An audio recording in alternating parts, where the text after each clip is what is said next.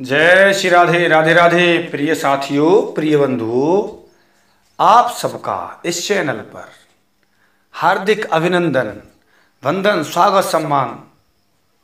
साथियों, मुख्य विषय की ओर चलता हूं। मेरे समक्ष इस समय कई विषय बड़े मजबूत हैं, उनको कहना चाह रहा था, लेकिन ऐसा लगा कि वीडियो लंबी हो जाएगी और लोगों को समझ नहीं आएगा। संक्षिप्त में आपके समक्ष बात को रखता हूं। विषय है कि लंका की पहरेदार लंकिनी कौन थी, कहां से आई, कैसे हुआ,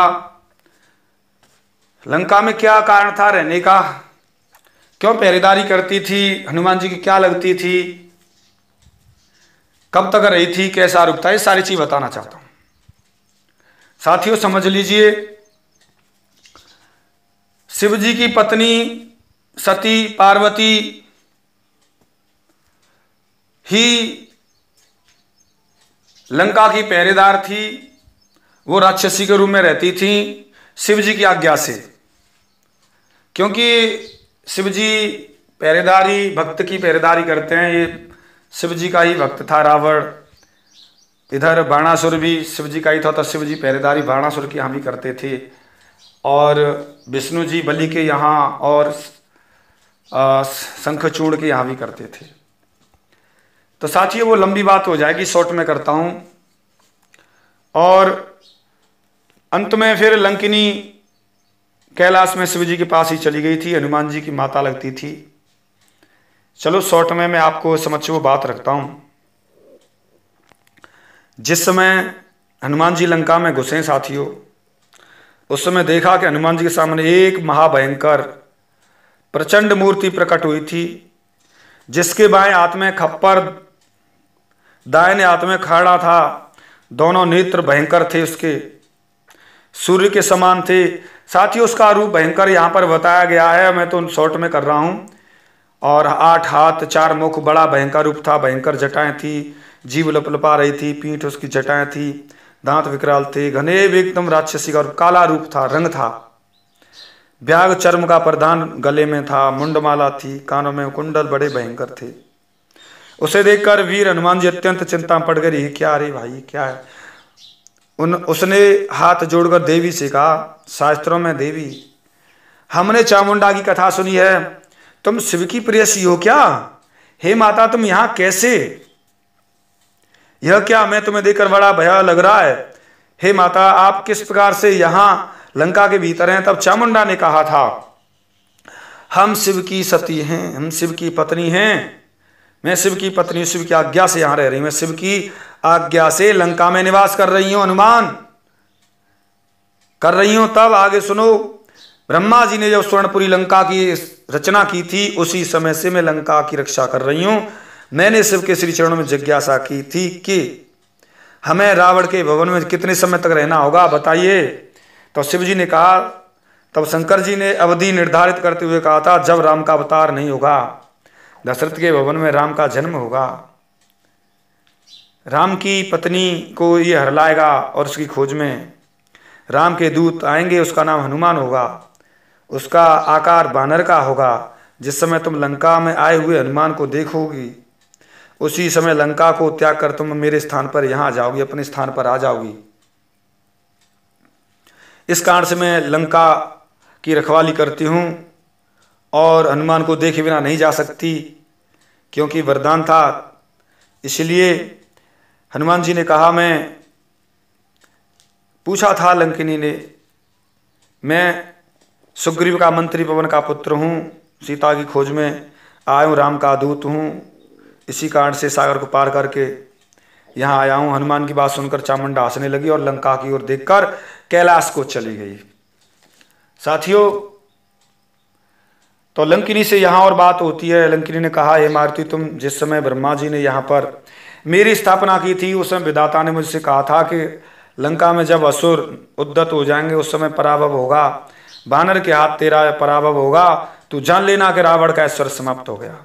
उसी दिन से राज्य विभीषण का हो जाएगा। रावण का भोग 224 युग पर्यंत है। इस बात को पहले ही ब्रह्मा जी ने निर्धारित कर दी थी, अन्य किसी से मेरी पराजय नहीं हो सकती। अरे मेरी पराजय किसी से नहीं हो सकती, ब्रह्मा जी ने कहा था सिर्फ राम का दूत से ही पराजय हो सकती है, इसलिए मैं पहचान गई। वो नहीं जानती थी ये राम के दूत हैं, लेकिन ब्रह्मा जी की बात स्मरण थी, वरदान था, इस कारण से पहचान गई। वही बात आज मुझे स्मरण हुई है। हनुमान तुम देवताओं का कार्य करो, धर्म से मैं तेरी माता हूँ। हनुमान मैं धर्म से तेरी माता हूँ, शिव की पत्नी हूँ।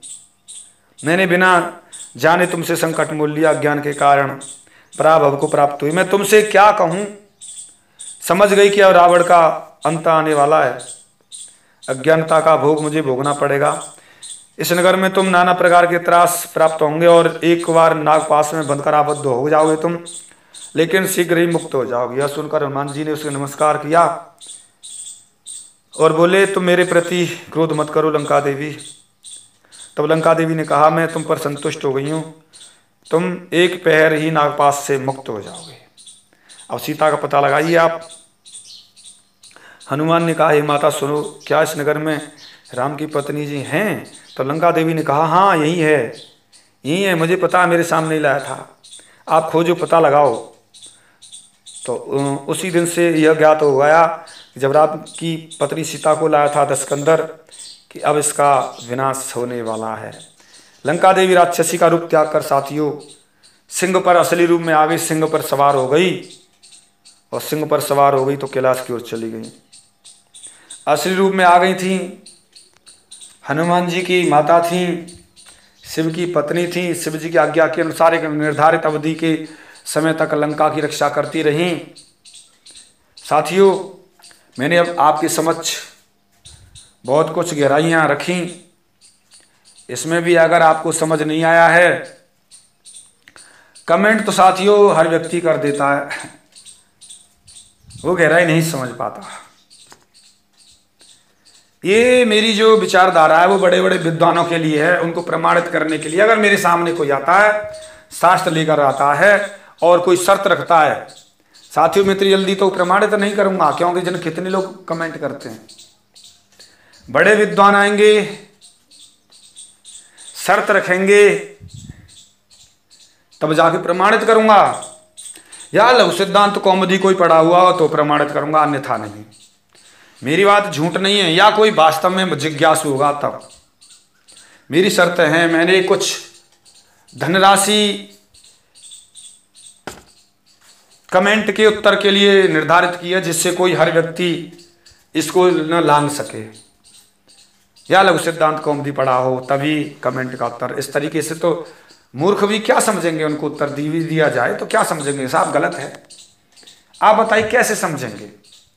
जब मूर्ख को सबको समझाने के लिए मैंने बहुत कुछ बड़ी राशि, ज़्यादा बड़ी राशि प्रत्युत्तर में रखी है, या लघु सिद्धांत कौमुदी 4 बार पढ़ी हो तब रखी है, या बड़े विद्वान कोई हल्के के लिए नहीं। साथियों आपकी बड़ी कृपा रही है साथियों, और बड़ा आशीर्वाद दिया है, इस चैनल पर बड़ा प्रेम बरसाया आप सबने, इसीलिए साथियों आप सबका बड़ा स्नेह प्रेम मिलता रहे, आशीर्वाद मिलता रहे, इसी आशा के साथ मैं आपसे क्षमा मांगूंगा। साथियों ऐसे ही कृपा बरसाते रहिए, आशीर्वाद देते रहिए। हाँ एक और बात मैं कहना भूल रहा हूँ, इसके लिए दिव्य ग्रंथ कॉपी कोड, प्रमाण के लिए दिव्य ग्रंथ कॉपी कोड L1 31 से 34 तक। जय श्री राधे, राधे राधे। साथियों शेष रह गई है, अगले में कोशिश करूँगा, और वीडियो लंबा हो रहा है, शॉर्ट में करता हूँ। जय श्री राधे, राधे राधे साथियों, जय श्री राधे।